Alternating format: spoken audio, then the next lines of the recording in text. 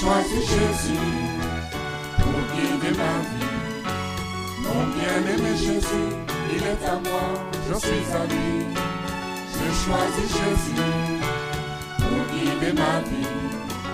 Mon bien-aimé Jésus, il est à moi, je suis à lui. J'ai choisi Jésus pour guider ma vie. Mon bien-aimé Jésus, il est à moi. Gloire à Dieu. Bonsoir à toutes et à tous. Bonsoir à tous nos bien-aimés qui nous suivent au travers d'Internet. Que le Seigneur vous accompagne encore durant ce moment, durant ce temps de louange et d'adoration. Nous allons célébrer notre Seigneur, nous allons le louer, mais nous allons le faire avec amour, avec joie, pas avec un cœur qui est désespéré. Nous avons l'espérance en notre Dieu. Nous allons le faire avec amour, avec joie. Seigneur, merci pour ce temps. Merci encore pour ta présence, Seigneur, au milieu de nous, Seigneur. Nous voulons, Seigneur, te rendre, Seigneur, un culte, Seigneur. Digne, Seigneur, de toi. Nous voulons, Seigneur, te louer, Seigneur, à la grandeur, Seigneur, de ton nom. Merci, Seigneur, pour ta présence, Seigneur, au milieu de nous.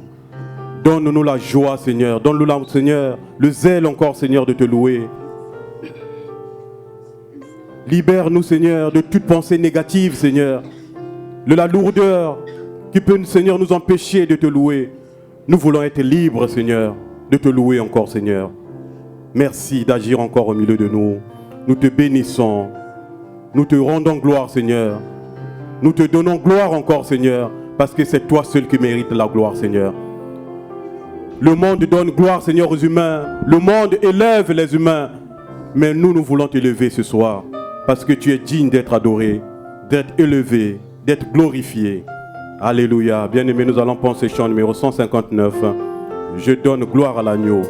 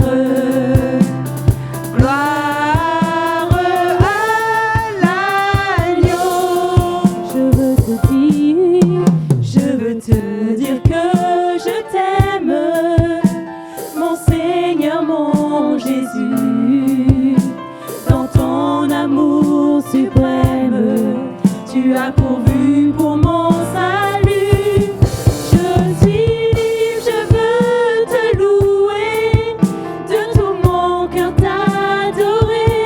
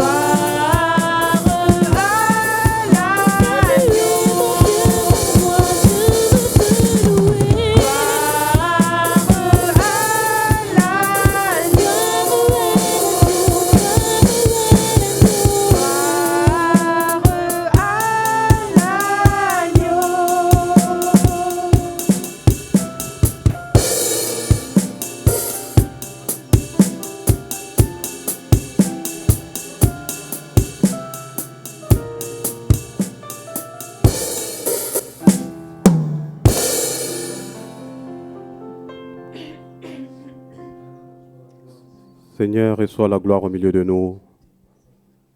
Viens régner encore, Seigneur, ce soir. Nous avons besoin de toi, Jésus. Parce que nous savons sans toi, nous ne sommes rien, nous ne pouvons rien faire, Seigneur. Viens nous accompagner, Seigneur. Viens remplir chacun de ton esprit, Seigneur. Aide-nous, Seigneur, encore ce soir, à être de véritables adorateurs, Seigneur. Qui t'adorent en esprit et en vérité. Révèle-toi à chacun de nous encore, Seigneur. Merci encore, Seigneur. Nous te bénissons, Seigneur, au nom de Jésus.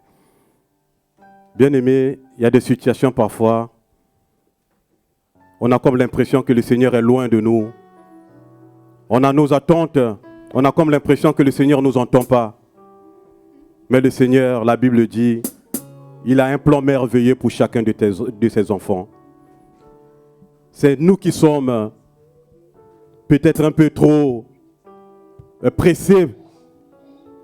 C'est nous qui n'avons pas peut-être la foi d'attendre. Mais le Seigneur, nous sommes ses enfants. Il a un plan merveilleux pour chacun de nous. Bien-aimé, dans Habakkuk 2, au verset 3, il est écrit « Car c'est une prophétie dont le temps est déjà fixé. Elle marche vers son terme et elle ne mentira pas. Si elle tarde, attends-la, car elle s'accomplira. Elle s'accomplira certainement. » Il y a des choses que le Seigneur a prévues dans nos vies. Si ces choses tardent à venir, bien-aimés, soyons dans la persévérance. Attendons, les prophéties vont s'accomplir et cela va s'accomplir certainement. Que le Seigneur soit béni. Nous allons prendre ce chant numéro 107 en son temps. Dieu fait chaque chose en son temps. Béni soit le Seigneur. Alléluia.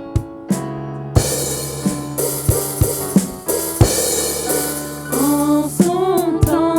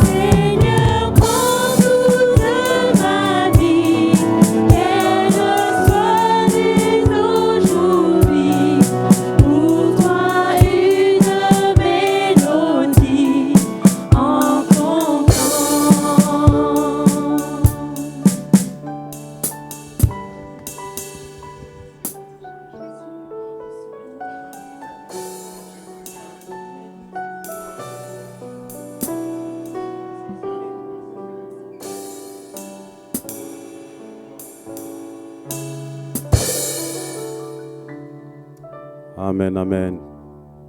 C'est vrai, Seigneur. Nous voulons, Seigneur, persévérer dans tes voies. Nous voulons, Seigneur, rester fidèles, Seigneur. Marcher, Seigneur, vers le chemin, Seigneur, de l'éternité, Seigneur. Nous voulons plus, Seigneur, regarder en arrière. Mais nous voulons, Seigneur, avoir un regard fixé vers toi. Parce que, Seigneur, tu as des plans merveilleux pour chacun de tes enfants, Seigneur. Merci encore, Seigneur, de nous libérer du passé, Seigneur. Ce passé qui nous culpabilise, ce passé qui nous empêche, Seigneur, d'avancer avec toi. Seigneur, libère-nous, afin que nous puissions regarder vers toi, sur le chemin que tu as tracé pour chacun de tes enfants. Merci encore, Seigneur. Nous te bénissons, Seigneur, au nom de Jésus. Bien-aimés, la Bible nous dit de demeurer dans la joie, rester toujours joyeux. Et l'apôtre Paul va dire dans Philippiens 4,4 que réjouissez-vous dans le Seigneur, réjouissez-vous. Il y a des moments où on vient louer le Seigneur, on a toujours des choses, des pensées, des situations qu'on a vécues, on amène ça devant le Seigneur. Oh, que devant le Seigneur nous devons être dans la joie, nous sommes devant notre Père. Il est infiniment grand. Il suffit de lui parler, il suffit de demander. Il agira, comme nous avons chanté en son temps. Mais le Seigneur agira certainement. Nous allons prendre ce chant, je suis dans la joie. Demeurons dans la joie. Pas la joie que le monde donne, une joie éphémère, mais la joie qui vient du Seigneur. Alléluia.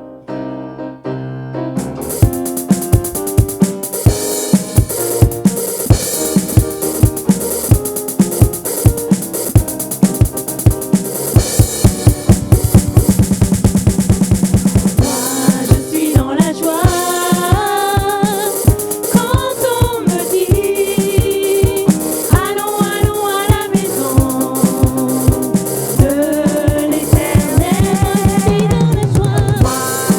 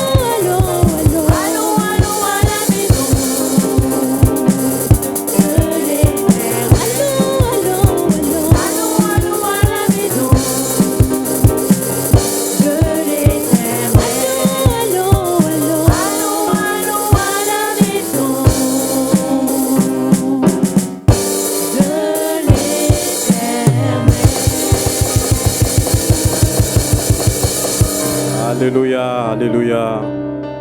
Bien-aimé, la Bible dit, soyez toujours joyeux.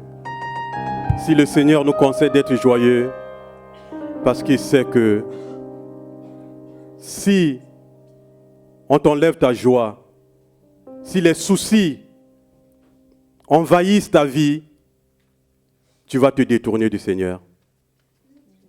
Les soucis de la vie, les problèmes de ce monde vont t'enlever la joie. C'est une des techniques du diable, l'ennemi de nos âmes. Il va chercher à enlever la joie au milieu des chrétiens, les rendre tristes, abattus. Même en arrivant à l'église, au milieu des frères et sœurs, avec le dos courbé. Mais le Seigneur nous dit de décharger sur lui de tous nos fardeaux, nos soucis. Nous devons demeurer dans la joie, bien-aimés, afin de continuer à servir le Seigneur, malgré les difficultés, malgré les épreuves. Mais notre Dieu, le Seigneur, se lèvera toujours. Que le nom du Seigneur soit béni. Seigneur, nous voulons toujours, Seigneur, marcher dans la joie. Nous voulons demeurer, Seigneur, dans la joie, Seigneur, de te louer chaque jour, Seigneur. Seigneur, je viens prier que tu enlèves, Seigneur, les soucis, Seigneur, de ce monde au milieu de tes enfants. Nous voulons chaque jour, Seigneur, chercher ta face. Tu l'as dit, Seigneur, cherchez premièrement le royaume et la justice de Dieu, et le reste vous sera donné par-dessus tout. Nous voulons d'abord, Seigneur, te chercher toi. Nous ne voulons pas, Seigneur, chercher les choses du monde, Seigneur. Parfois qui nous enlèvent la joie, qui nous mettent, Seigneur, dans une position de tristesse. Seigneur, nous refusons cela. Aide-nous à demeurer dans la joie, Seigneur. Une joie qui vient de toi, Seigneur. Merci encore. Nous te bénissons au nom de Jésus. Bien-aimés, nous allons prendre ce chant, le psaume 36.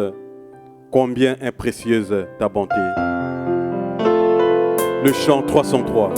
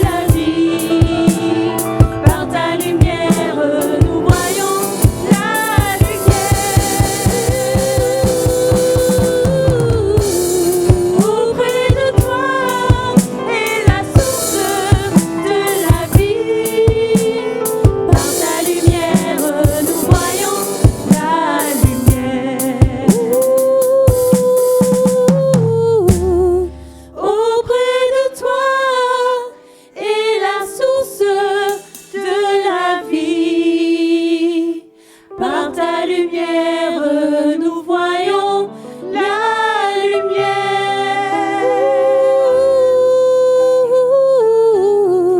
Auprès de toi est la source de la vie.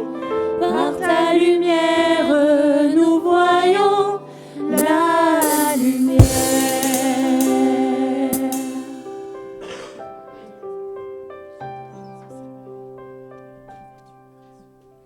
Oui, Seigneur, c'est toi, Seigneur, la source de vie, Seigneur. La vie, Seigneur, se trouve en toi seul. Tous ceux qui, Seigneur, sont éloignés de toi, Seigneur, marchent, Seigneur, vers la mort, Seigneur. Seigneur, nous prions que ce soir, tu aides chacun, Seigneur, à rester, à demeurer, Seigneur, auprès de toi. Seigneur, nous prions aussi, Seigneur, tous ceux qui sont éloignés, Seigneur, se sont éloignés de la source de vie, que tu les ramènes à toi, Seigneur. Ramène-les à toi, afin que tu puisses, Seigneur, les faire grandir, Seigneur. Tu puisses, Seigneur, prendre soin, Seigneur, d'eux. Parce que, Seigneur, tu es un Dieu miséricordieux. Tu es un Dieu d'amour. Merci encore, Seigneur, de nous aider à demeurer toujours près de toi. Auprès de la lumière, Seigneur. Une lumière qui nous éclaire chaque jour. Béni sois-tu, Seigneur, au nom de Jésus. Au nom de Jésus, bien-aimé, nous allons prendre ce chant numéro 41, célébrer l'Éternel. Nous allons le célébrer avec joie, avec foi, parce qu'il est digne d'être élevé, d'être célébré, le roi des rois. Amen.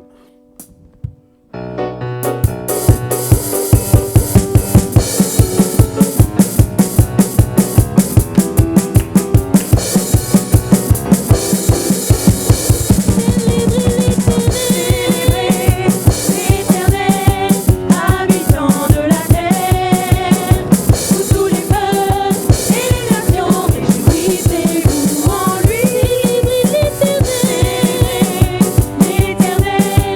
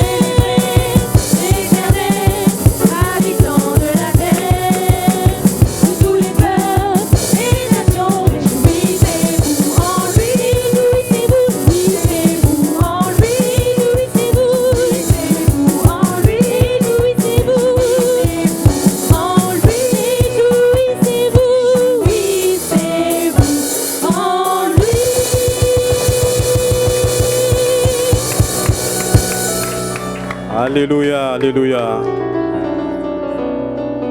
Réjouissez-vous, réjouissons-nous en le nom du Seigneur. Seigneur, nous te bénissons, Seigneur, pour ce temps d'adoration, Seigneur. Nous l'avons fait, Seigneur, avec nos cœurs, Seigneur. Nous l'avons fait, Seigneur, avec joie.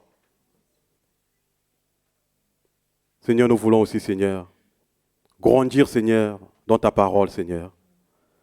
Nous voulons, Seigneur, progresser, Seigneur, dans la connaissance, Seigneur, de ta parole. C'est pourquoi, Seigneur, nous prions, Seigneur, que tu restaures, Seigneur, nos mémoires, Seigneur. Que nous puissions, Seigneur, écouter cette parole, Seigneur, avec, Seigneur, de cœur, Seigneur, disposé, Seigneur. Que nous ne puissions pas prendre, Seigneur, cette parole, ce qui est écrit, Seigneur, comme étant, Seigneur, des choses, Seigneur, physiques, mais que nous puissions, Seigneur, comprendre aussi, Seigneur, d'une façon spirituelle, que tu veux, Seigneur, nous faire grandir avec toi. Merci aussi, Seigneur, pour ton serviteur, que tu puisses le remplir, Seigneur, de ton Esprit Saint. Qu'il puisse, Seigneur, annoncer, Seigneur, ta parole. Répondre, Seigneur, à des interrogations des uns des autres. Que tu puisses l'inspirer, Seigneur, par ton Esprit Saint. Béni sois-tu, Seigneur. À toi la gloire, la louange, au siècle des siècles. Amen. Gloire à Dieu.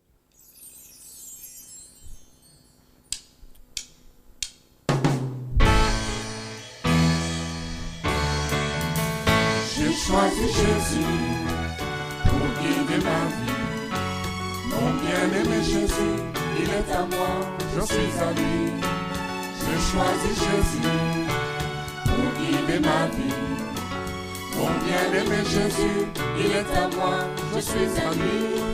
J'ai choisi Jésus pour guider ma vie. Mon bien-aimé Jésus, il est à moi, je suis à lui. J'ai choisi Jésus pour guider ma vie. Mon bien-aimé Jésus, il est à moi, je suis à lui. En marchant dans les chemins, dans les rues, observant tous les passants, chacun suivant sa propre voie, égoïstement, tristement. Mon cœur rempli de tristesse, je me pose tant de questions. Savent-ils qu'un jour ils connaîtront la mort, et qu'après la mort ils feront face au jugement? Moi j'ai choisi Jésus. Gloire à Dieu. Nous continuons notre série Bérien l'explorateur avec le livre de Proverbes. Nous en sommes au chapitre 26. Proverbes chapitre 26. Et puis nous allons faire aussi le chapitre 27.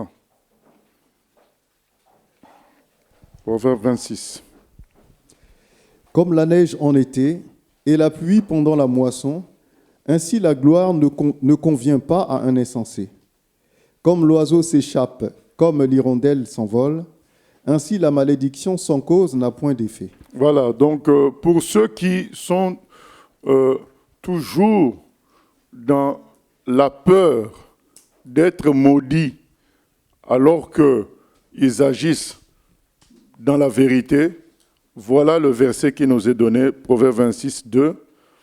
Comme l'oiseau s'échappe, comme l'hirondelle s'envole, ainsi la malédiction sans cause n'a point d'effet.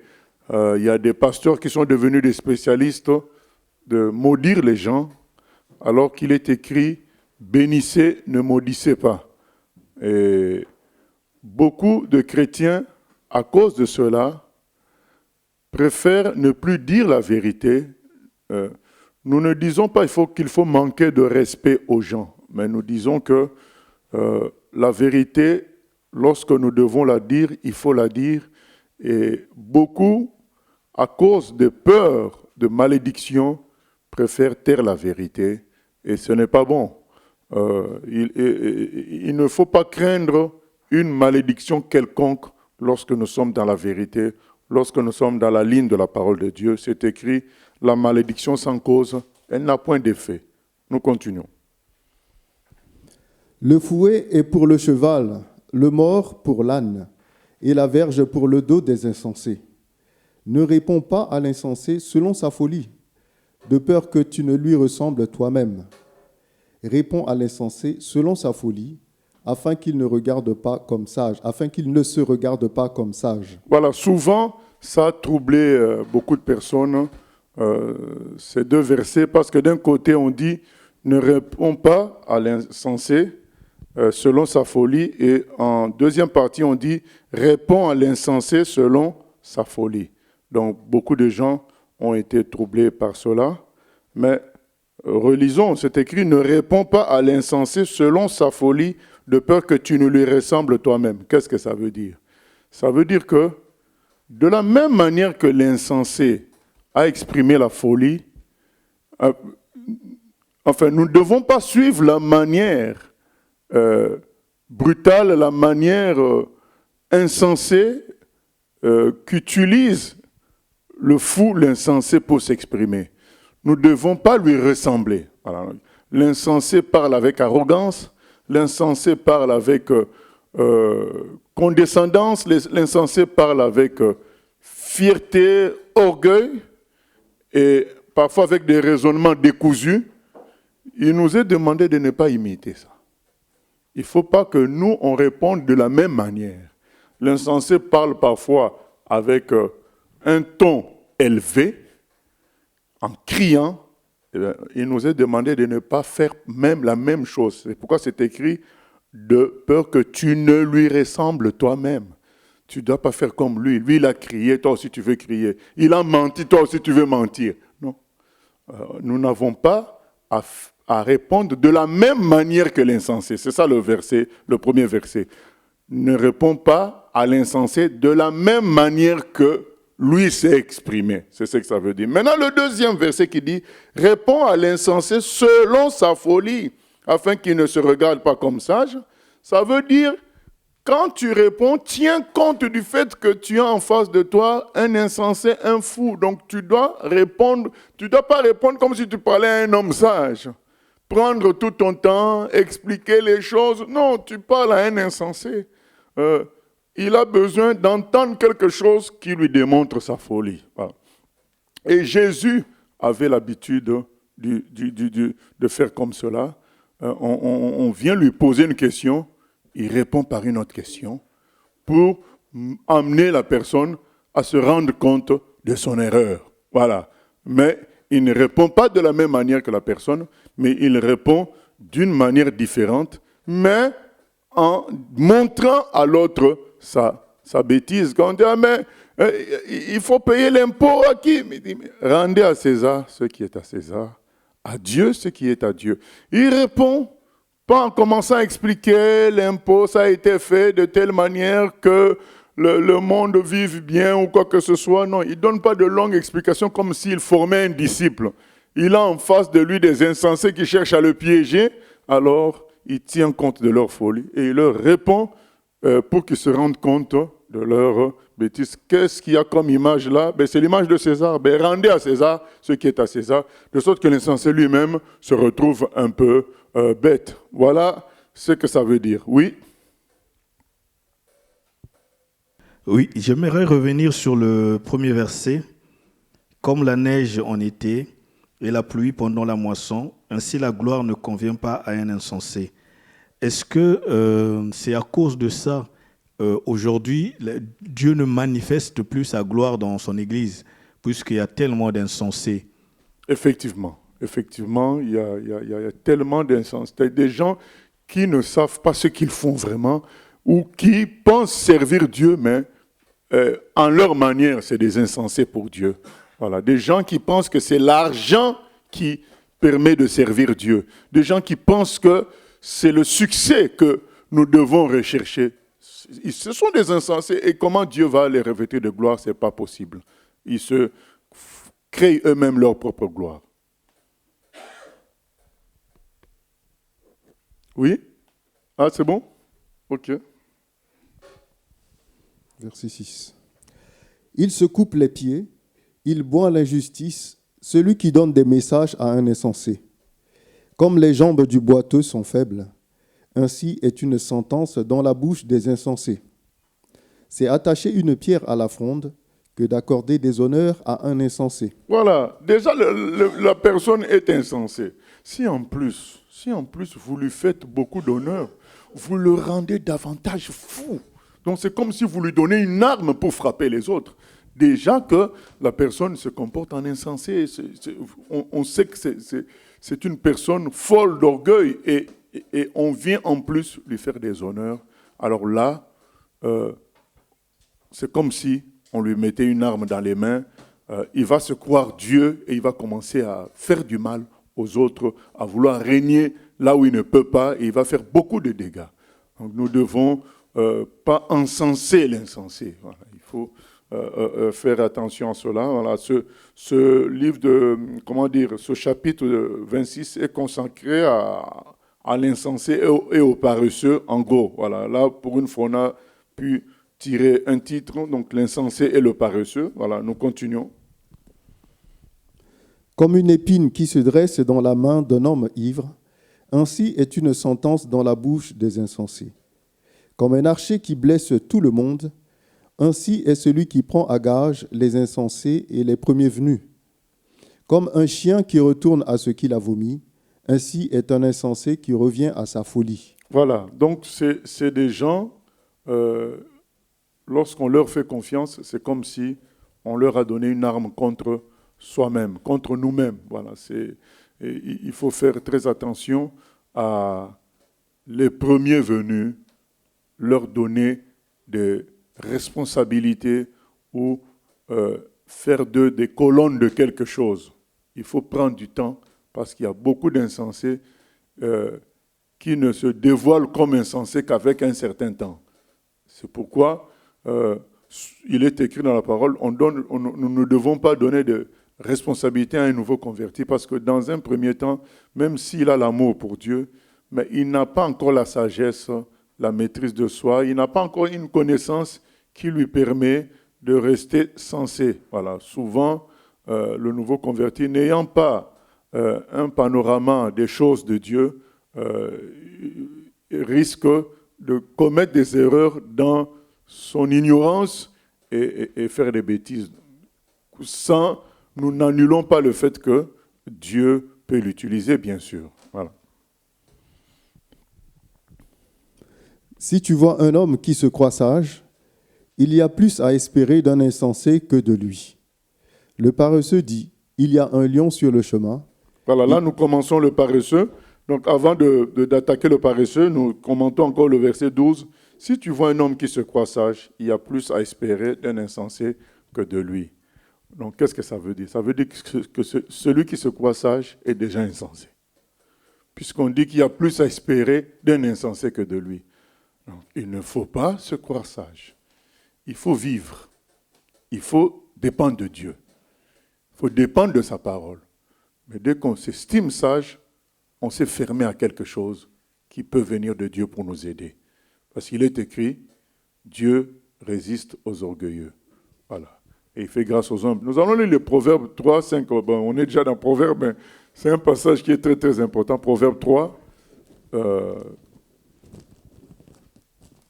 à partir du verset 5. Proverbe 3, à partir du verset 5.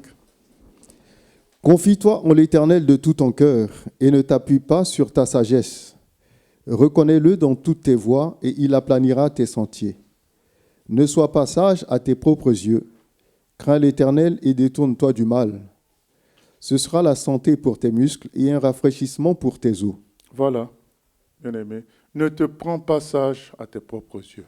Ne te crois pas sage. Voilà. Confie-toi en l'Éternel dans tout. C'est ça, le contraire de se croire sage, c'est s'attendre à Dieu. Que Dieu nous défende, que Dieu nous inspire, que Dieu nous aide, que Dieu nous fasse parler. Voilà, c'est ça. Il est vrai, bien-aimé, bon, on est des humains, nous connaissons à peu près la maturité que nous pouvons avoir. Mais attention, là il est écrit, il ne faut pas se croire sage. Ça ne veut pas dire que nous ne le sommes pas, mais il ne faut pas se prétendre ainsi, parce que justement, la sagesse veut qu'on soit humble. La sagesse veut que on se repose sur Dieu. C'est ça même la sagesse. Même dans le monde, un proverbe dit, le sage, c'est celui qui connaît ses limites. Or, du moment que nous commençons à nous croire sages, on repousse les limites et parfois on n'y est plus quoi, à ces limites-là parce que les choses sont plus complexes que nous le pensons. Quoi. Seul Dieu connaît la profondeur de tout. C'est sur lui que nous devons nous reposer. Oui? Question Internet. Il y a un internaute qui dit « Peut-on faire le lien avec 2 Timothée 2, 23 qui dit « Repousse des discussions folles et inutiles, sachant qu'elles font naître des querelles ». Effectivement, nous ne devons pas entrer dans des débats fous et inutiles. Aujourd'hui, les musulmans, ils ont reçu une formation comme les témoins de Jéhovah pour commencer à débattre avec les chrétiens sur tel verset, tel verset. Or, la Bible dit dans 1 Corinthiens 2,14 que les choses spirituelles, l'homme naturel ne peut pas les saisir. Bon, comment toi tu vas commencer à débattre verset sur verset avec un musulman? Il ne peut pas saisir ces choses-là. Je n'ai pas dit que nous ne puissions pas débattre. C'est juste savoir comment répondre. Il ne répond pas à l'insensé selon sa folie. Donc, il faut que tu sois inspiré par Dieu dans la façon de répondre. Voilà. Dernièrement, il y a quelqu'un qui a vu une de nos affiches qui s'est présentée comme une musulmane, mais je crois que c'était un homme, comme une musulmane qui recherche la vérité. Eh bien, en discutant, je lui ai dit, je vous envoie, je suis prêt à répondre à vos questions. La personne pose la question, est-ce que Jésus qui est Jésus? Non, mais est-ce qu'il est Dieu? Moi, je dis, il est Dieu, Fils de Dieu, homme. Je lui ai répondu, je lui ai donné toute la liste. Dieu, Fils de Dieu, homme, ressuscité, tout ça, je lui ai donné. Et il pose encore une autre question. Moi, je vois que la personne commence à sortir des versets bibliques. Moi, je dis, mais donc, vous connaissez déjà la Bible, alors vous n'avez pas besoin de moi. Continuez à lire la Bible. Voilà, bien-aimé. Parce que à partir du moment que je comprends que la personne veut me piéger, pourquoi aller dans ce jeu-là, commencer à expliquer un verset, mais ça ne finira jamais. On ira d'un verset à l'autre sans fin, puisque là, je te réponds, je te donne le verset. Tu prends encore un autre verset, et puis ça ne finira jamais. Il m'a dit, non, mais je cherche la vérité. Moi, je dis, mais non, au début, vous m'aviez dit, au début, il n'avait pas dit il cherchait la vérité. Au début, il disait, il voulait trouver la vérité. Non, enfin, il s'est contredit. Moi, j'ai dit non, mais au début, vous m'aviez dit que vous étiez... en fait, l'islam devenait un problème, vous vouliez changer. Mais là, vous commencez à me dire que vous cherchez maintenant la vérité. Je lui ai posé la question. Donc, l'islam, il n'est pas la vérité pour vous? Si, c'est la vérité pour moi. Moi, je dis, mais puisque vous avez déjà la vérité, mais restez-y. Ah non, mais je cherche la vérité. Moi, je dis, non, vous ne pouvez pas avoir la vérité et la chercher encore. Ah oui, voilà, il dit, je cherche à m'instruire. Moi, j'ai dit, non, au début, vous aviez dit, vous cherchiez la vérité. Ce n'est pas à vous instruire. Là, vous changez. Donc, finalement, ah oui, mais est-ce que c'est normal que vous mettez vos affiches devant des enfants musulmans qui passent là? Ah, voilà. Donc, c'est finalement, je lui ai dit, je lui ai donné Marc 16, la parole de Dieu doit être prêchée à tout le monde. Mais oui, mais il y a un verset dans le Coran qui dit que ce n'est pas normal qu'on appelle quelqu'un fils de Dieu. Moi, il dit, Dieu défendra ce qui est de lui. Il a dit, c'est vrai. Voilà. Ça s'est arrêté là. Donc, on ne peut pas commencer à expliquer, répondre à l'insensé selon sa folie. On sait que quelqu'un veut nous piéger et on entre dans sa sauce. Non. La personne a déjà sa position. Jésus lui-même a dit, venez à moi, vous tous qui êtes fatigués et chargés.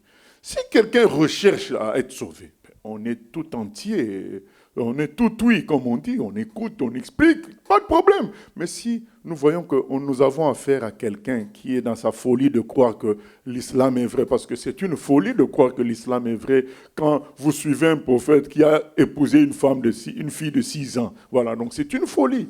Voilà, donc dans sa folie, toi tu entres dans son jeu, tu commences à expliquer un verset, un deuxième verset, un troisième, mais tu perds ton temps. Voilà. S'il pensait dans la vérité, pourquoi il est perturbé? Ah oui, mais puisque... il m'a dit, oui, mais puisqu'on nous dit que nous reconnaissons aussi Jésus. Moi, je dis, dans ce cas, je suis prêt à vous envoyer une Bible. Vous allez lire sur Jésus. Comment? Par la poste. Voilà. Ça s'est arrêté là, parce que j'ai compris que la personne voulait piéger, il est dans sa folie. Donc, il faut que le Saint-Esprit nous inspire. Nous ne devons pas répondre, entrer dans des débats sans fin. Voilà. On donne 2 ou 3 phrases et on laisse le Saint-Esprit convaincre. Mais penser convaincre les gens par les débats, c'est une vanité. Parce que même Richard Umbrat en a parlé, il a dit une fois, il a battu à plate couture un rabbin. Lui-même, il était juif d'origine. Il a battu à plate couture un rabbin dans un débat sur la Bible. Mais il a dit qu'après le débat, le rabbin est devenu de plus en plus anti-Dieu, anti-Jésus plutôt, anti-Jésus. Voilà. Le débat, même si lui, il a gagné, Richard, il a gagné le débat, mais ça n'a pas changé cet homme-là. Il s'est même endurci. Voilà. Ce n'est pas gagner un débat qui compte, c'est dire la vérité qui compte. Et Jésus va utiliser la vérité pour changer. Je crois que le fait que je lui ai dit, mais Dieu défendra ce qui est à lui, voilà, ça a arrêté. Voilà. De lui-même, je pense qu'il va réfléchir. Je pense que cet échange-là, où on lui dit, mais si tu es dans la vérité, reste-y. Je ne cherche pas à l'amener chez nous. Je le rends responsable de ce qu'il dit. Si tu penses être dans la vérité, ben reste-y. Pourquoi tu veux venir, tu veux savoir sur le christianisme? Voilà. Et là, il va se sentir responsable de ce qu'il fait. Ah bon, il faut que je m'examine moi-même. Voilà. Que Dieu nous inspire comment répondre, c'est très important. Deuxième question. Est-ce qu'un chrétien qui abandonne la vérité de la parole pour des faux enseignements, est-il un insensé? En référence aux propos de Paul dans le livre des Galates. Mais bien sûr, mais même là c'est écrit, hein, on vient de le lire, on est à quel verset 12. 12. Il est dit au verset 11, « Comme un chien qui retourne à ce qu'il a vomi, ainsi est un insensé qui revient à sa folie. » Ça, c'est un verset que le Nouveau Testament a repris à travers l'apôtre Pierre. Il a dit, ces gens-là, on dit d'eux qu'ils sont retournés à leur vomi. Je crois que c'est... 2 Pierre 2, je crois. Voilà, on peut lire ça dans 2 Pierre 2, 22, je crois.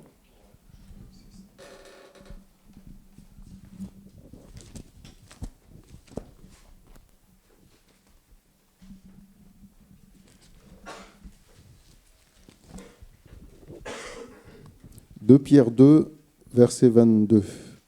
Il leur est arrivé ce que dit un proverbe vrai. Le chien est retourné à ce qu'il avait vomi, et la truie lavée s'est vautrée dans le bourbier. Voilà, c'est ça. C'est ce qui est arrivé. Mais à qui? Est-ce qu'on peut lire à qui ces gens? Le verset 21 peut-être. Verset 21. Car mieux valait pour eux n'avoir pas connu la voie de la justice que de l'avoir connu et de se détourner du saint commandement qui leur avait été donné.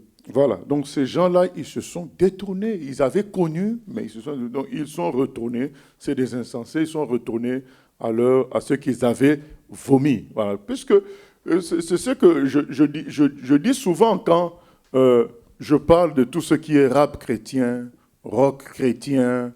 Il y en a même qui deviennent des humoristes chrétiens, mais on ne peut pas... Bientôt, il y aura la boxe chrétienne. Voilà, voilà. On ne peut pas, alors que nous étions dans le monde, dans certaines activités, nous disons haut et fort que Dieu m'a sorti du monde. C'est ça la définition de l'Église. Appelé hors du monde. Maintenant, Dieu me sort du monde. Moi, je dis que je dois prendre les choses du monde pour servir Dieu. Mais c'est une contradiction. C'est une contradiction. Si Dieu me sort du monde, c'est pour vivre selon son système à lui. C'est cela, bien-aimé. Nous continuons. Le paresseux maintenant. Le paresseux dit, il y a un lieu sur le chemin, je reprends, pardon. Le paresseux dit, il y a un lion sur le chemin, il y a un lion dans les rues. Voilà, le paresseux voit les dangers partout. Tout ça pour ne rien faire. Il y a des chrétiens qui sont devenus de grands microscopes. Ils voient les microbes, mais ils ne donnent pas de médicaments, c'est les microscopes. Ils voient le danger à gauche, à droite. Ou alors des journalistes, ils commentent les actualités chrétiennes. Mais oui, mais nous on cherche des disciples qui vont sauver l'humanité. Des gens qui vont aller dans toutes les nations, des gens qui vont travailler afin que les âmes soient sauvées. Aux journalistes, le métier de journaliste. Au microscope, la médecine. Nous, c'est le salut. Naturellement, le Saint-Esprit va nous révéler les mauvaises choses. Mais ce n'est pas ça l'objectif de notre vie sur Terre. Notre vie sur Terre, c'est pour servir d'instrument entre les mains de Dieu pour sauver l'humanité. Et beaucoup sont devenus paresseux. Ils ne font rien en prétendant qu'à gauche c'est mauvais, à droite c'est mauvais. Du coup, je m'endors. Ah non, si à gauche c'est mauvais, à droite c'est mauvais, lève-toi. C'est toi que Dieu appelle. Voilà. C'est ça. Nous continuons d'ailleurs, on parle de sommeil après. La porte tourne sur ses gonds et le paresseux sur son lit. Effectivement. Le paresseux plonge sa main dans le plat et il trouve pénible de la ramener à sa bouche. Le paresseux se croit plus sage que cet homme qui répond avec bon sens. Comme celui qui saisit un chien par les oreilles, ainsi est un passant qui s'irrite pour une querelle, où il n'a que faire. Comme un furieux qui lance des flammes, des flèches et la mort, ainsi est un homme qui trompe son prochain et qui dit « N'était-ce pas pour plaisanter ?» Faute de bois, le feu s'éteint. Et quand il n'y a pas de rapporteur, la querelle s'apaise. Voilà, c'est très bien tout ça, c'est des choses claires. Quand il n'y a pas de rapporteur, la querelle s'apaise. Quand il n'y a pas de gens pour envenimer la situation, ressasser les choses, la querelle s'apaise. Et là, je reviens sur ce qui est écrit concernant le paresseux. Se dit qu'il se croit sage, plus sage que cet homme qui répondent avec bon sens. Et là, nous voyons aussi une chose, c'est que le paresseux passe son temps à réfléchir, à penser. C'est ce qui lui fait croire qu'il est sage. Comme il ne travaille pas, comme il ne bosse pas, lui médite sur les choses, il réfléchit. Malheureusement, il perd le sens du concret. Ce n'est pas bon. Donc soyons des travailleurs. Travaillons et réfléchissons en même temps. Mais réfléchir seulement va te donner l'impression que ceux qui travaillent font mal le travail. C'est comme les journalistes qui commentent le football, tout ça. Mais demande-leur de courir 100 mètres. Ça va être difficile, mais eux, quand ils commentent sur ce qui se passe sur le terrain, c'est comme si les joueurs, c'est des caméléons, c'est des zéros, mais parce qu'eux-mêmes ne font pas ça. Si un joueur commente sur les autres joueurs, il connaît la difficulté de la chose. Ceux qui travaillent parlent moins. C'est ceux qui ne travaillent pas qui font des commentaires sur commentaires parce qu'ils ne connaissent pas les rouages, la difficulté du travail. Nous continuons, verset 21. Le charbon produit un brasier et le bois du feu. Ainsi, un homme querelleur échauffe une dispute. Les paroles du rapporteur sont comme des friandises. Elles descendent jusqu'au fond des entrailles, comme des scories d'argent appliquées sur un vase de terre.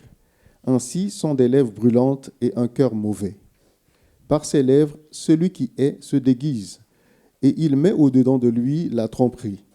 Lorsqu'il prend une voix douce, ne le crois pas, car il y a cette abomination dans son cœur. S'il cache sa haine sous la dissimulation, sa méchanceté se révélera dans l'assemblée. Voilà, Dieu dévoilera toujours. Un jour ou l'autre, il dévoilera tous ceux qui ont la haine mais qui dissimulent, il les dévoilera. Ne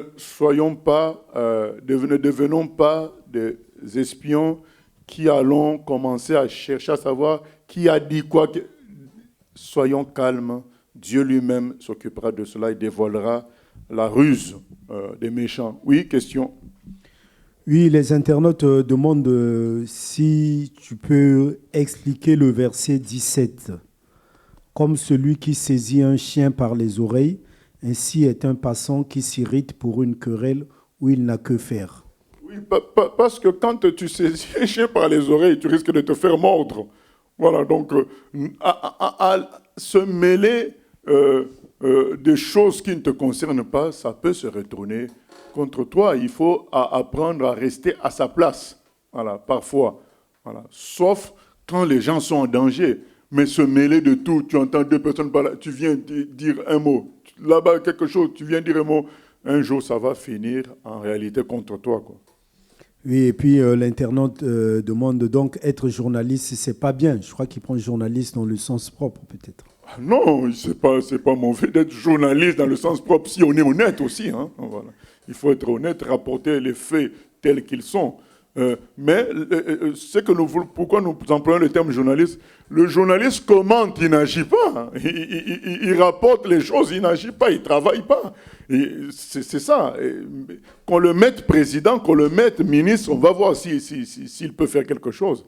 Voilà, c'est ce qu'on veut dire. Donc, être dans la position des journalistes, c'est examiner, commenter, mais sans travailler. Ce n'est pas bon. Voilà. Nous, les chrétiens, nous devons plutôt travailler et la constatation des choses se fera naturellement. On continue. Celui qui creuse une fosse y tombe, et la pierre revient sur celui qui la roule. La langue fausse est ce qu'elle écrase, et la bouche flatteuse prépare la ruine. Voilà, donc celui qui creuse une fosse tombe, il tombe. C'est une fois de plus pour nous tranquilliser concernant les pièges des mauvais. Ils y tomberont eux-mêmes. Donc, gardons. Au fait, pourquoi nous disons tout ça? Parce qu'en général, quand nous discernons les pièges, les complots ou les méchancetés audies contre nous, nous avons tendance, nous aussi, à devenir méchants envers les personnes. Et finalement, nous atteignons par nous-mêmes l'objectif de Satan pour nos vies. C'est ça qu'il faut éviter. Il faut rester simple, amour, paisible. Et Dieu s'occupe de dévoiler les œuvres des ténèbres. D'ailleurs, dernièrement, on a envoyé une pensée du jour, comme quoi, quand quelqu'un saute, ou bien il prend un avion, tôt ou tard, qu'est-ce qui se passe? Il se retrouve à terre. Il peut faire un bon saut aujourd'hui sur YouTube. La mode, c'est le saut, le trampoline, donc où il y a plusieurs personnes qui appuient et quelqu'un peut faire un saut de 15 mètres avec les trampolines et il fait des sauts périlleux en l'air. Tôt ou tard, même si le saut est de 15 mètres, après 10 secondes, la personne est au sol à nouveau. Tu peux prendre une fusée. À un moment donné, tu reviendras. Tu dois être au sol à nouveau. L'élévation n'appartient qu'à Dieu seul. Voilà. Donc, c'est pourquoi, quand nous voyons les gens s'élever tout seuls, laissons. Ne cherchons pas à faire le journaliste, à commenter ceci, cela. Ils tomberont tout seuls. C'est une loi spirituelle. Comme la loi de la pesanteur physique, c'est la même chose dans le spirituel. Quand quelqu'un s'élève, il va dans le physique, il va dans les 8000 mètres, 10 000 mètres. C'est l'endroit des aigles. Seuls les aigles peuvent vivre dans ces altitudes-là de 7000 mètres, 5000 mètres, c'est les aigles. Un humain qui vit là-bas, il va, comme les gens font l'escalade du mont Everest ou d'autres montagnes, ils ne traînent pas là-haut parce qu'il n'y a pas d'air. L'air est irrespirable. Ils sont obligés de redescendre en bas. L'air qui est en haut, ça revient juste à Dieu lui-même. Donc, ces lois-là sont spirituelles également. Ne cherchons pas à tomber dans le piège de passer notre temps à critiquer les gens qui s'élèvent. Ils vont revenir au sol. Ceux qui font des complots, ils y tomberont eux-mêmes. Passons notre temps à prêcher l'évangile, à vivre l'évangile. Voilà. Chapitre 27. Ne te vante pas du lendemain, car tu ne sais pas ce qu'un jour peut enfanter. Qu'un autre te loue et non ta bouche, un étranger et non tes lèvres. Amen, amen. On ne peut pas soi-même dire, ah, mais moi je suis quand même quelqu'un de sage. Hein. Ah ben non, il faut laisser les autres en parler. Ne te vante pas du lendemain, c'est Dieu qui maîtrise tout.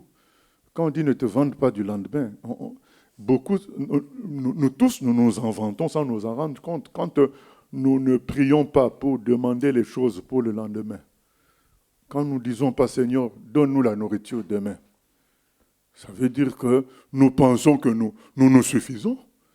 Quand nous disons pas, quand nous ne prions pas, ça veut dire que nous nous vantons.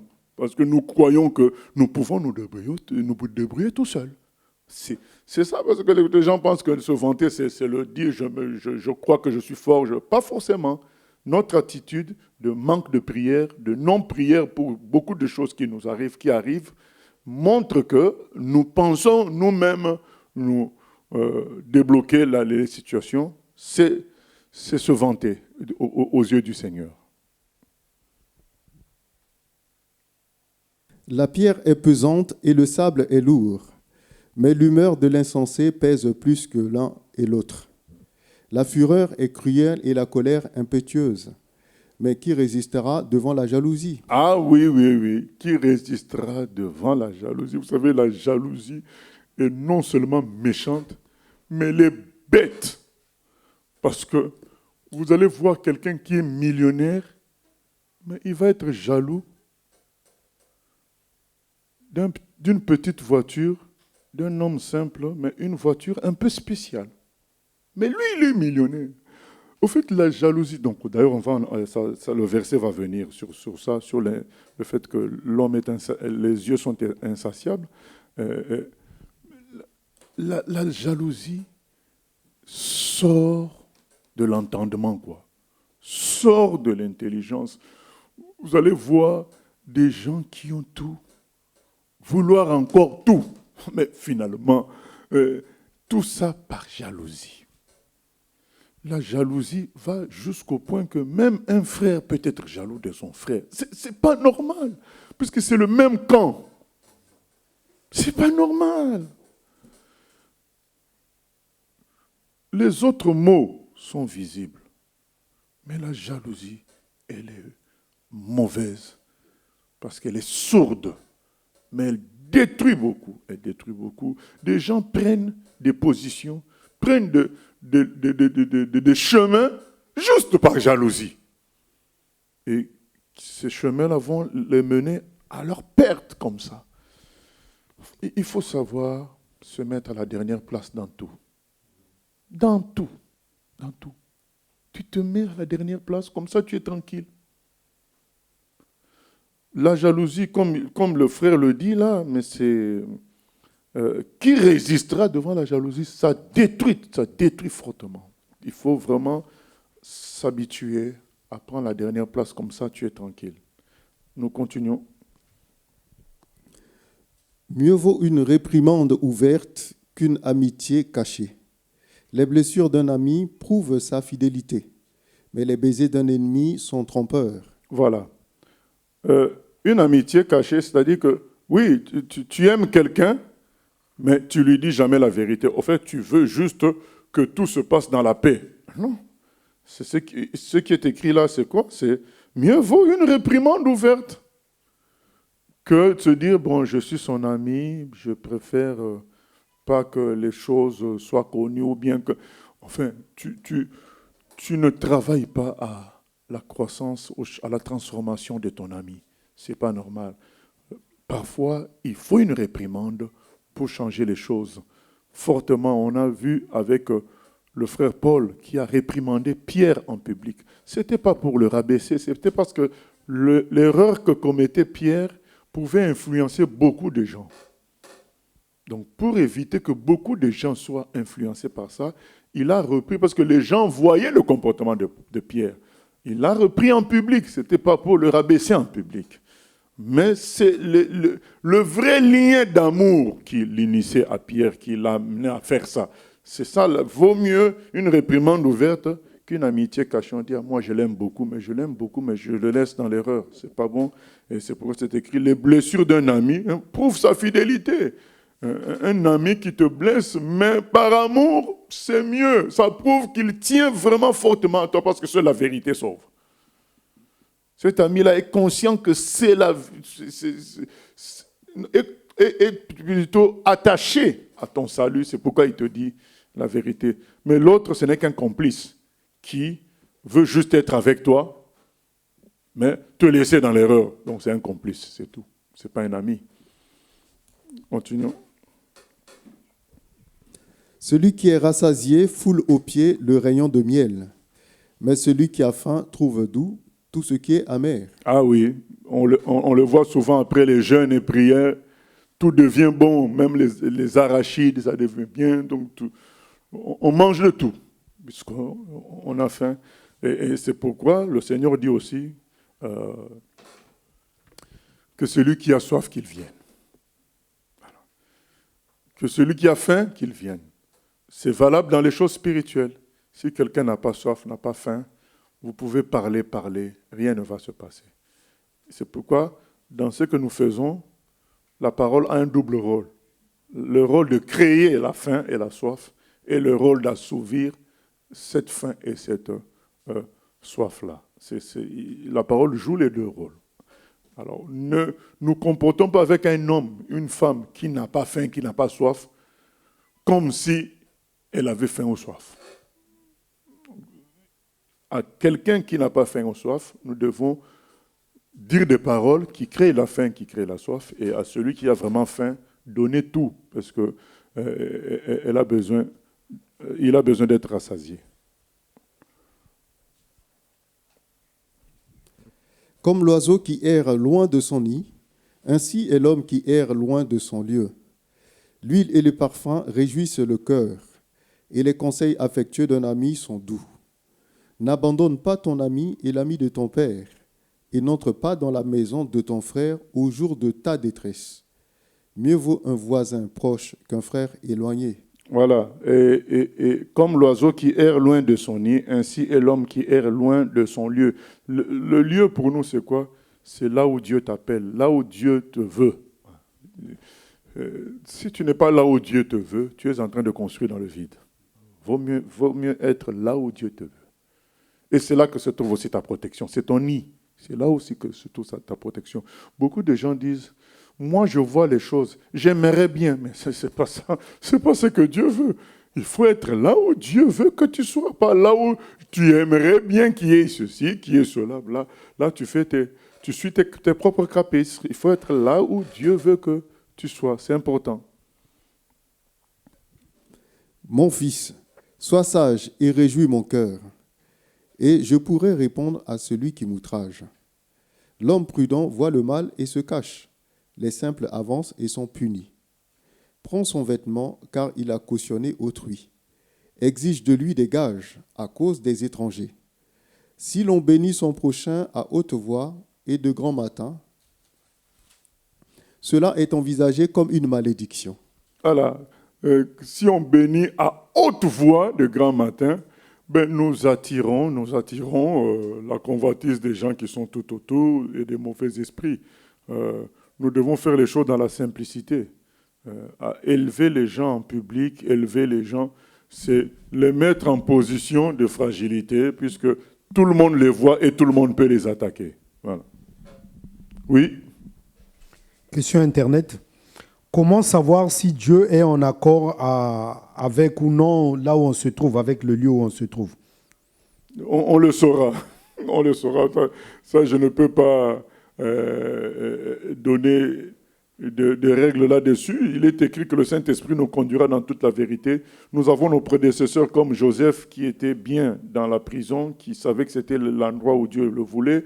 Nous avons Daniel qui était bien dans la fosse au lion, considérant que c'est l'endroit où il veut qu'il soit. Donc l'erreur que je ne veux pas commettre, c'est de dire là où tu te sens bien. Pas du tout. Tu peux te sentir bien à cause de ta convoitise, à cause du fait que les choses se passent comme toi tu veux. Voilà. C'est vraiment là où Dieu veut qu'on soit. Et dans notre communion avec lui, nous saurons. nous saurons. Voilà, je ne peux pas... à une époque, il y a des bien-aimés qui étaient venus à l'église et qui sont venus me voir dans le bureau pour dire, écoute, nous avons entendu les prédications, nous avons suivi un peu l'église dans sa façon de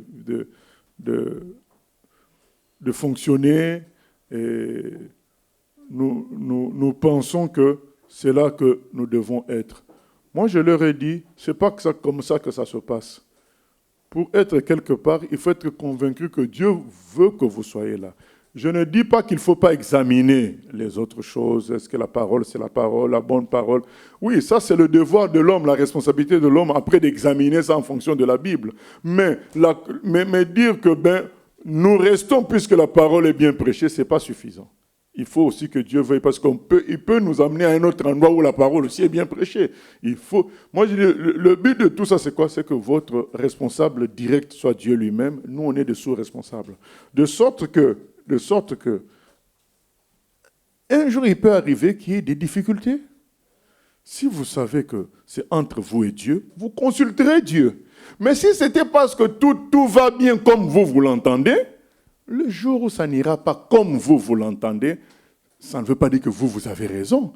Mais vous en allez, puisque ça ne se passe pas comme vous voulez. Mais si vous êtes convaincu que c'est Dieu qui vous veut, même quand ça ne se passe pas comme vous le voulez, sans que ça soit une faute directe à la parole de Dieu, vous y resterez pour contribuer à ce que les choses s'améliorent selon votre conception. Mais vous ne pouvez pas bouger parce que celui qui vous a établi ne vous a pas fait quitter. Voilà. C'est important de savoir ça avec Dieu. Mais dire, ah non, mais vous devez être là où la parole est prêchée dans la vérité. C'est vrai, mais ce n'est pas juste ça. Il faut aussi que Dieu se manifeste comme vous voulant là. Vous savez, parce que certains peuvent croire que un tel autre prédicateur aussi prêche la vérité. Et donc le jour où, Dieu dans sa sagesse sait que l'autre là ne prêche pas la vérité. Mais le jour où il va être tenté, cette personne-là va être tentée d'une manière ou d'une autre pour quitter l'endroit où Dieu la voulait, elle va croire qu'elle va dans un autre endroit de vérité selon sa logique. Or, nous ne connaissons pas tout. Vaut mieux être là où Dieu veut que tu sois. Il y a quelqu'un qui a fait un rêve et on lui disait, Dieu lui disait, je te veux dans tel endroit. Mais il lui a donné le nom de la bourgade.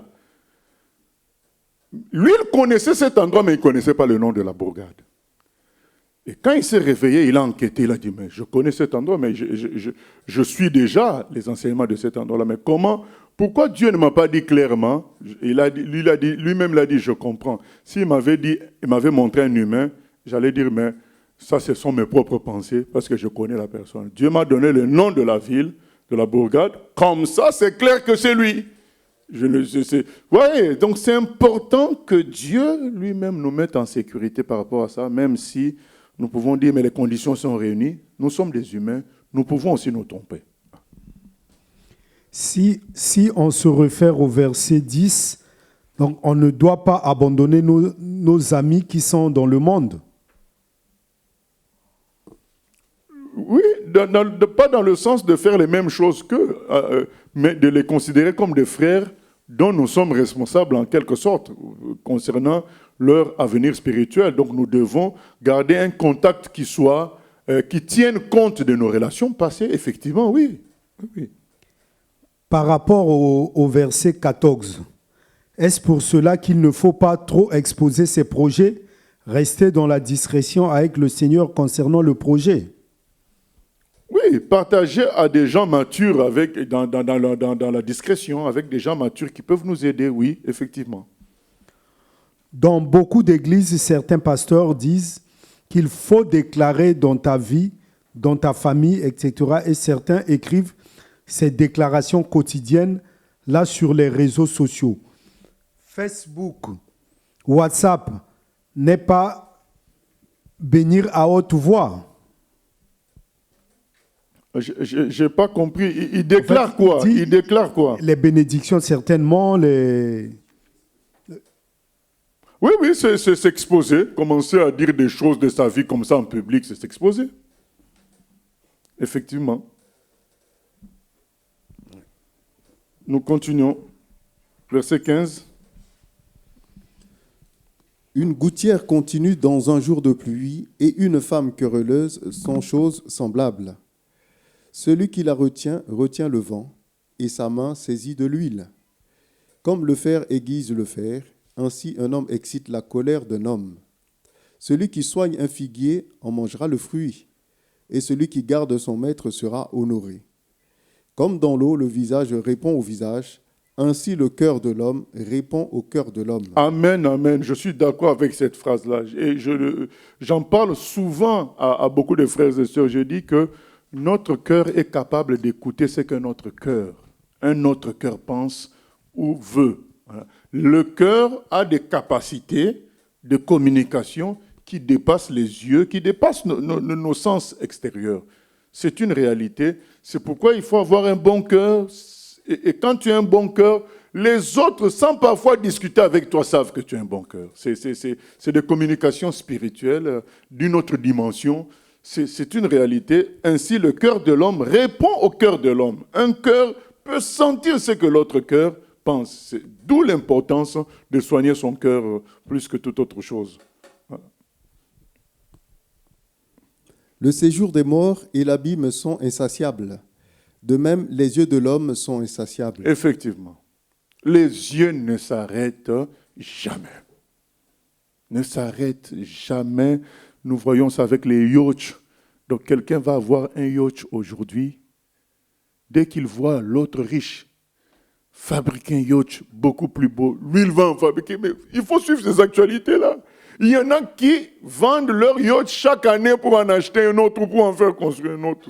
Les yeux sont insatiables. C'est-à-dire qu'il n'est qu'un individu, mais il veut un yacht qui peut contenir 60 personnes et lui n'a qu'une seule chambre.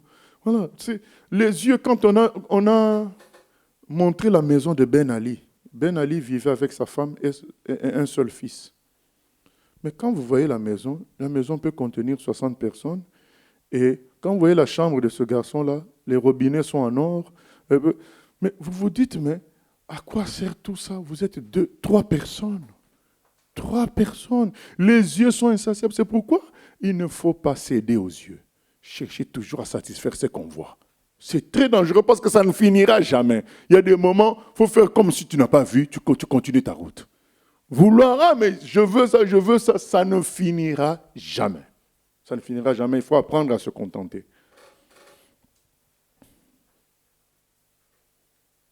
Le creuset est pour l'argent et le fourneau pour l'or, mais un homme est jugé d'après sa renommée. Quand tu pilerais l'insensé dans un mortier, au milieu des grains avec le pilon, sa folie ne se séparerait pas de lui. Voilà, ce n'est pas en criant sur l'insensé, en tapant que ça changera quoi que ce soit. Ce sont des choses spirituelles que Dieu seul peut faire. Connais bien chacune de tes brebis. Donne tes soins à tes troupeaux. Amen. Car la richesse ne dure pas toujours, Ah oui. ni une couronne éternellement. Le foin s'enlève, la verdure paraît, et les herbes des montagnes sont recueillies. Les agneaux sont pour te vêtir, et les boucs pour payer le champ. Le lait des chèvres suffit à ta nourriture, à celle de ta maison, et à l'entretien de tes servantes. Amen, amen. Nous allons clôturer avec ça, donc en relation avec le verset 18 et 19. 18, celui qui soigne un figuier en mangera le fruit, et celui qui garde son maître sera honoré. Et est-ce qu'on peut relire, Simon, à partir du verset 23 ? Connais bien chacune de tes brebis, donne tes soins à tes troupeaux, car la richesse ne dure pas toujours, ni une couronne éternellement. Le foin s'enlève, la verdure paraît, et les herbes des montagnes sont recueillies. Les agneaux sont pour te vêtir, et les boucs pour payer le champ. Le lait des chèvres suffit à ta nourriture, à celle de ta maison et à l'entretien de tes servantes. Il arrive un moment où un homme est fort et puissant, mais qu'il a des gens autour de lui qui sont faibles et qui dépendent de lui. Il pourrait se passer totalement de ces gens-là, puisque lui, il est fort et puissant et riche. Mais là, le passage nous dit, attention, le figuier dont tu t'occupes, parce que ça paraît inutile, puisque toi tu es puissant, qu'est-ce que c'est qu'un figuier? Attention, tu ne seras pas toujours riche. Verset 24, car la richesse ne dure pas toujours. Tu ne seras pas toujours éloquent. Tu ne seras pas toujours beau. Tu ne seras pas toujours fort. Occupe-toi des autres comme il faut. Ceux qui dépendent de toi, prends soin d'eux. Ceux qui ont besoin de toi, ne les repousse pas. Prends soin d'eux. Tu ne seras pas toujours fort. Tu ne seras pas toujours puissant. Et ces gens-là, le figuier là, qui semblait inutile, mais dont tu t'es occupé, un jour, ce sont ces fruits qui vont te consoler. Tu vas les vendre, tu vas avoir de l'argent pour acheter ceci ou cela. Ou bien, mais toi-même, tu vas en manger. Les brebis qui paraissaient inutiles, vous savez, les riches, ils ont beaucoup de brebis, beaucoup de chèvres, beaucoup de boucs. Et en plus, beaucoup d'argent. Donc, tous ces animaux-là peuvent paraître comme une sorte de décoration inutile. C'est écrit, non, attention, prends-en soin. Parce que l'argent que tu as ne durera pas toujours et tu pourras boire le lait des chèvres. Les boucs, tu pourras les vendre pour entretenir ton champ avec l'argent reçu. Voilà, les brebis, le foin, les agneaux sont pour te vêtir. Donc quand on va tondre les agneaux, on va faire des tissus pour que tu t'habilles. Donc, ils vont te secourir. Les gens qui paraissent faibles autour de toi, et dont tu devrais t'occuper, un jour ils vont te secourir. Ils seront là, voilà, toujours à côté de toi pour t'aider. Il ne faut pas, beaucoup de gens méprisent les gens faibles autour d'eux. Ils préfèrent choisir ceux qui peuvent leur rapporter quelque chose. Les gens forts, donner des cadeaux qu'aux riches, n'aider que visiter que les gens qui sont bien positionnés. Ce n'est pas bon. Et surtout, je parle aux responsables, aux pasteurs, il faut s'occuper de tout le monde. Il ne faut pas choisir. Les gens qu'on néglige, un jour, c'est eux qui vont nous aider parce qu'on ne sera pas toujours fort, puissant, connu, voilà, riche. Attention, les gens que Dieu nous a confiés, d'une manière ou d'une autre, qui semblent démunis, ne les méprisons pas. Aidons-les tant que nous pouvons. La personne que tu as fait étudier, tu as payé ses études, un jour deviendra ministre. Il ne faut pas mépriser les gens qui dépendent de nous. Continuons à nous en occuper d'une manière juste et bonne. Le retour se fera. C'est ce que nous sommes en train de lire. Donc ne négligeons pas les gens. Prenons tout le monde au sérieux. Aidons les enfants à faire le devoir. Parce que quand l'enfant est en train d'étudier, tu n'as pas besoin de lui. Tu as besoin que de ton salaire. Au lieu de l'aider à faire de bonnes études, tu négliges parce que tu ne vois pas son utilité directe. Et après, c'est toi qui vas pleurer. Tu as 65 ans, ton enfant a 45 ans, il dépend encore toujours de toi et tu souffres. Tu n'as pas le repos de celui qui a eu des enfants dans la jeunesse. C'est pourquoi les faibles, nous devons nous en occuper pour les rendre forts. Parce qu'un jour, nous serons faibles, ils seront là pour nous. C'est très important. Ne négligeons pas les faibles, aidons les faibles, aidons les malades, aidons ceux qui souffrent, parce que nous ne serons pas toujours forts. Voilà, c'est très important que Dieu soit béni. Nous allons prier. Seigneur, nous te remercions pour ta fidélité. Merci pour cette dernière partie merveilleuse que nous venons de lire, qui nous rappelle que nous devons prendre soin des faibles comme il faut, afin qu'ils grandissent, qu'ils soient bien entretenus, qu'ils soient équilibrés, qu'ils soient forts, car nous ne serons pas toujours forts, nous ne serons pas toujours puissants et nous aurons besoin des autres. Alors, au moment où nous sommes en position de force, aide-nous, Seigneur, à aider ceux qui paraissent en position de faiblesse, au nom de Jésus, que nous ne les considérions pas comme une charge, mais comme une responsabilité que tu nous as confiée, Seigneur. Merci pour tous tes bienfaits. Seigneur, que nous y pensions surtout dans la prière, Seigneur. Et nous te remercions pour toutes ces paroles de sagesse que nous avons entendues aujourd'hui sur l'insensé, sur le paresseux et les autres. Aide-nous à pratiquer tout cela, Papa, au nom de Jésus. Merci encore pour tout. Amen. Gloire à Dieu.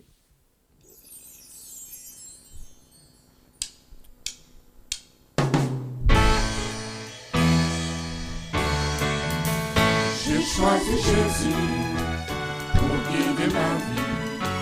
Mon bien-aimé Jésus, il est à moi, je suis à lui. J'ai choisi Jésus.